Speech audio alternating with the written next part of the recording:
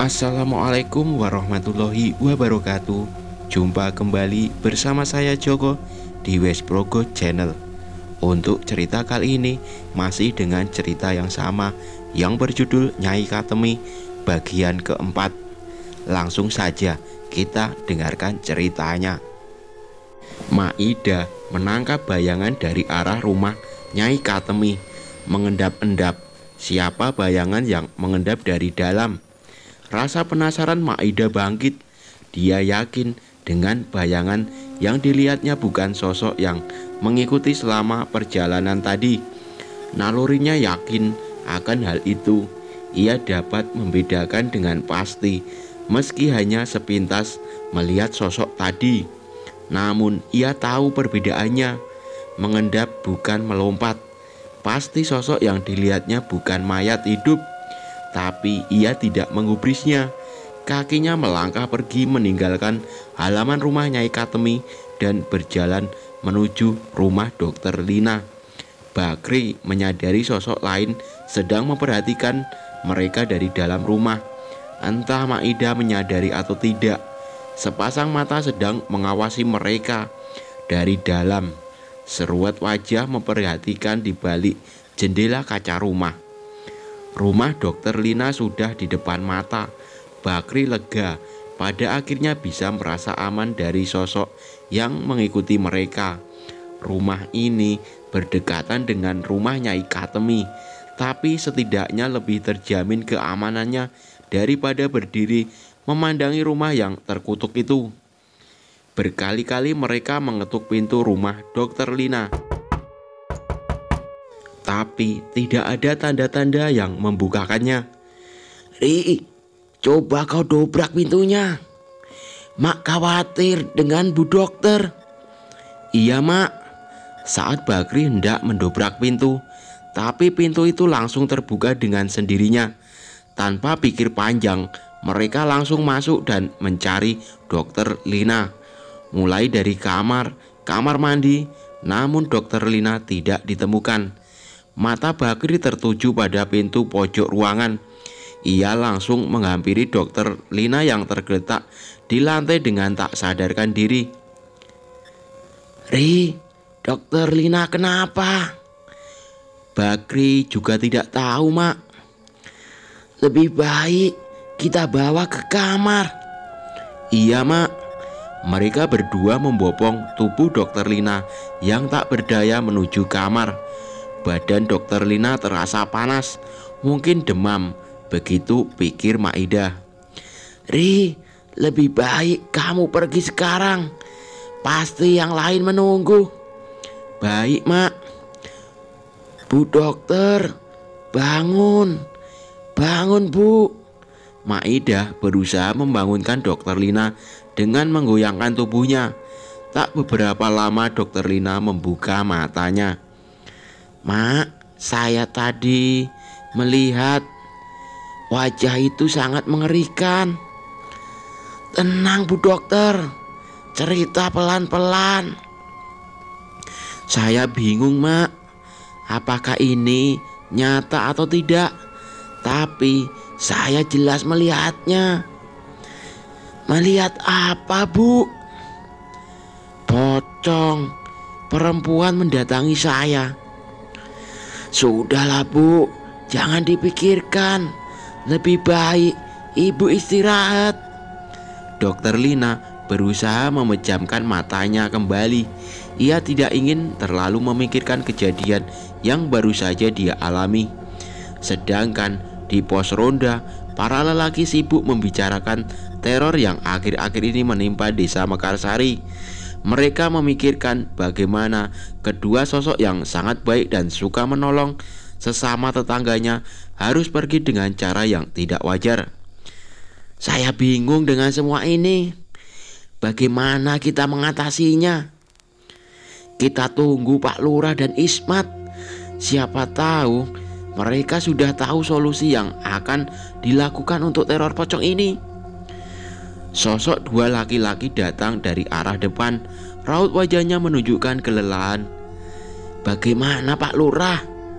Saya sudah memutuskan untuk memanggil Kiai Ilyas untuk datang membantu desa ini.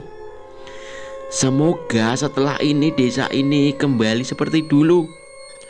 Saya berharap juga seperti itu. Isman, tolong kamu mengirimkan surat ke Kiai Ilyas. Baik, Pak. Bapak-bapak, lebih baik kita kembali ke rumah masing-masing. Satu persatu para peronda kembali ke rumahnya, tapi tidak dengan Bakri. Dia masih diam memandangi Pak Lurah. Ada apa, Bakri? Bu dokter, Pak, saya menemukan Dokter Lina pingsan. Saya yakin pasti ada sesuatu yang telah terjadi pada Dokter Lina. Kalau begitu, kamu jemput Dokter Lina, antar ke rumah saya. Keadaan sedang tidak baik. Saya tidak ingin ada korban lagi. Baik, Pak Lurah, saya permisi. Sampai di rumah Pak Lurah mendapati keadaan rumah yang sepi. Ia duduk di depan teras menunggu kedatangan Dokter Lina. Tak lama terdengar suara benda terjatuh yang cukup keras dari dalam rumah. Tanpa pikir panjang, Pak Lurah lari ke dalam dan langsung mencari arah suara tersebut. Benda itu kembali terdengar. Suaranya berasal dari kamar ia dan istrinya. Pak Lurah pun bergegas menuju kamar. Terdengar istrinya meminta tolong. Pak, tolong, pintunya tidak bisa dibuka. Ibu sabar, Bu. Bapak akan memanggil kunci cadangan. Cepat, Pak. Setelah menemukan kunci, Pak Lurah segera membukanya. Tapi apa yang dilihatnya membuat syok. Leher sang istri terkoyak, mata melotot, serta perut yang tertusuk. Pak Lurah pun luruh ke lantai dan berteriak sekencang-kencangnya, "Karina!" Maida, Dokter Lina dan Bakri yang mendengar teriakan Pak Lurah langsung masuk untuk melihat apa yang terjadi. Mereka sangat kaget dengan apa yang dilihatnya, sebatang tubuh dengan keadaan yang mengerikan. Kabar duka atas meninggalnya istri Pak Lurah yang mendapatkan simpati dari warga desa. Masyarakat sangat mengenal istri dari lurah tersebut. Sosok yang begitu baik, ramah, hangat, dan senang membantu sesama, kini telah tiada meninggalkan sejuta kenangan di mata orang yang mengenalnya. Pagi hari, istri Pak Lurah sudah dimakamkan. Tanah yang masih basah dengan bermacam-macam bunga di atasnya masih menyisakan kesedihan bagi para pelayat. Begitu juga dengan sang suami yang menatap pusaran istrinya dengan kesedihan yang sangat mendalam. Setelah mendoakan almarhumah, satu persatu pelayat pergi meninggalkan area pemakaman. Hanya tersisa Pak Lurah, Maida, dan Dokter Lina. Pak Lurah, saya sangat mengerti keadaan Bapak. Saya juga kehilangan orang yang saya sayangi. Memang tidak mudah, tapi kita harus menerimanya. Saya mengerti, Mak. Mungkin ini sudah takdir istri saya. Pak Lurah, saya turut berduka cita, ucap Dokter Lina pada Pak Lurah. Terima kasih, Bu. Saya mohon doanya. Pasti Pak Lurah, saya akan mendoakan Ibu Karina. Saya masih bingung dengan semua ini. Istri saya tidak mungkin bunuh diri. Pasti ada orang yang mencelakainya. Kematiannya penuh misteri. Kita pasrahkan saja semua ini pada yang di atas, Pak Lurah. Semoga istri saya yang terakhir meninggal dengan tidak wajar. Mereka berjalan beriringan menuju rumah Pak Lurah. Di sana ada keluarga Pak Lurah dan beberapa warga sedang menyiapkan keperluan untuk tahlilan. Suara Yasin mengalun indah di rumah duka. Suasana begitu hikmat, namun tidak dengan Pak Lurah. Pikirannya melayang jauh entah kemana.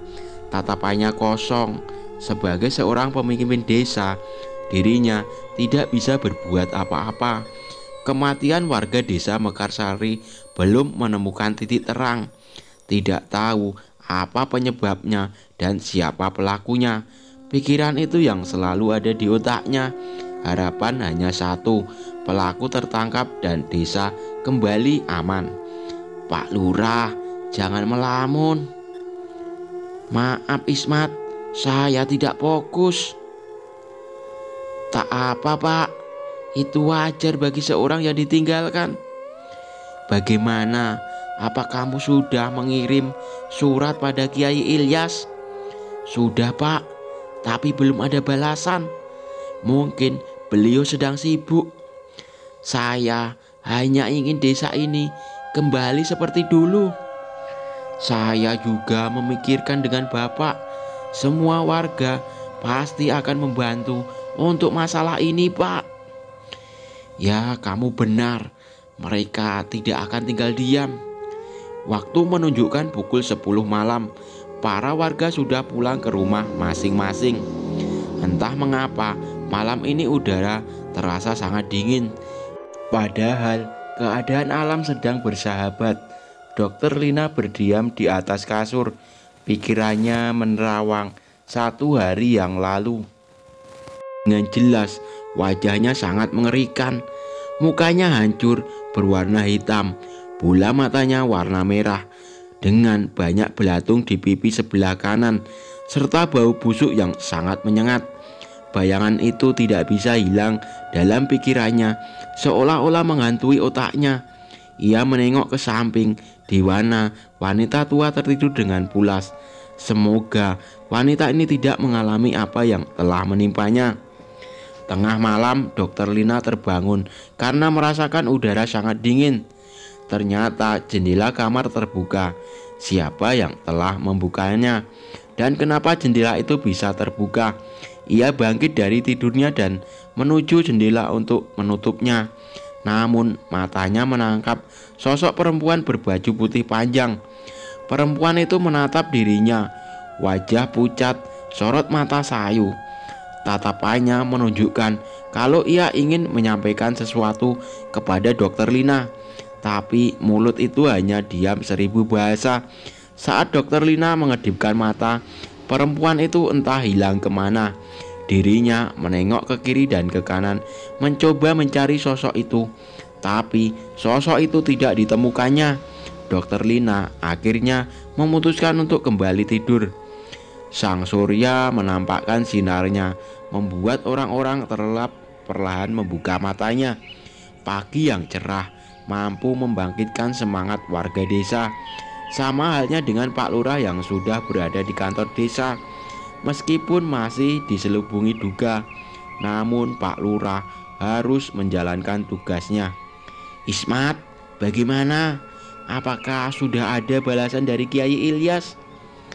Belum Pak, saya sudah mengirim surat yang kedua. Namun sama seperti surat yang pertama, tidak ada balasan. Baiklah, kau usahakan agar Kiai mau datang ke sini. Baik Pak. Masalah yang terjadi sudah cukup rumit. Desa yang semula tenang kini telah menjadi sebuah desa yang suram dengan sejuta misteri. Hanya ada satu pertanyaan dalam benak Pak Lurah. Apakah istrinya juga akan gentayangan dan mengganggu warga desa? Semoga saja tidak. Ia akan berusaha mengembalikan desanya yang dulu. Beberapa warga desa yang melakukan kegiatan yang wajib dilakukan oleh laki-laki desa, yaitu ronda malam. Tak banyak yang mereka lakukan, hanya bercerita dan bermain remi apabila terasa membosankan. Seorang bapak-bapak yang berbadan gemuk melihat sesuatu yang berjalan dari kejauhan, sangat pelan. Mata bapak itu masih tertuju kepada sosok yang berjalan pelan, sampai akhirnya lampu pos ronda menerpa wajahnya. Lehernya yang terkoyak dengan luka tusuk di perutnya membuat bapak itu lari tunggang langgang sambil berteriak, "Hantu!"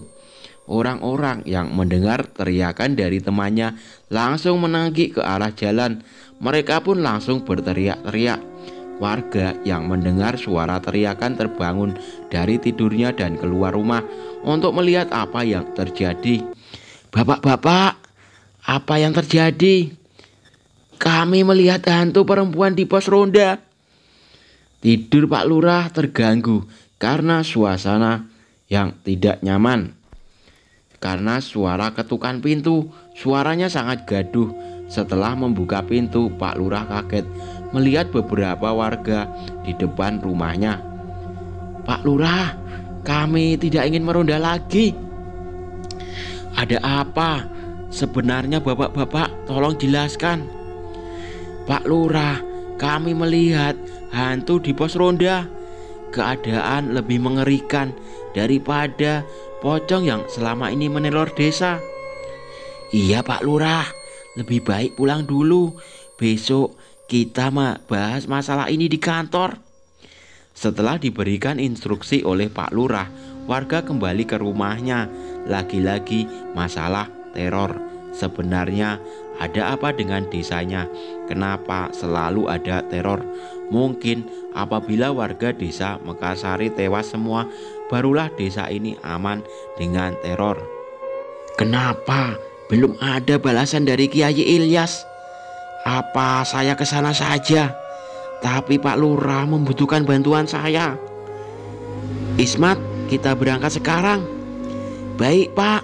Di tengah jalan mereka bertemu dengan para penduduk yang ingin bekerja. "Pak Lurah dan Pak Ismat mau kemana?"